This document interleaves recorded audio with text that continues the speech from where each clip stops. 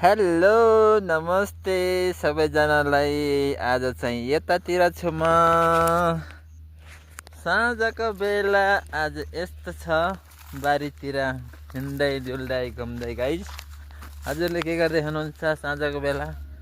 कुखुरा चाहिँ माथितिर गइसक्यो धपाएर थुन्नको लागि।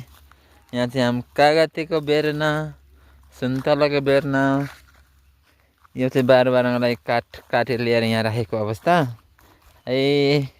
यो चाहिँ सुन्तला, सरी यो चाहिँ कागती है।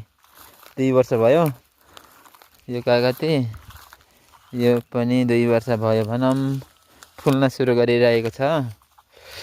यो देख्न सक्नुहुन्छ 2 वर्ष भयो। उतातिर चाहिँ सुन्तला छ, यतातिर चाहिँ कागती, त्यहाँ गोठ बन्न सुरु हुँदैछ है। साँझको मौसम चाहिँ यस्तो छ। हजुरतिर के कस्तो छ? आजको आउटफिट चाहिँ यस्तो छ मेरो, हल्का फुल्का देख्न सक्नुहुन्छ। यस्तो छ मौसम, त्यति साह्रो सफा त छैन है, ठिकै छ भन्दा हुन्छ।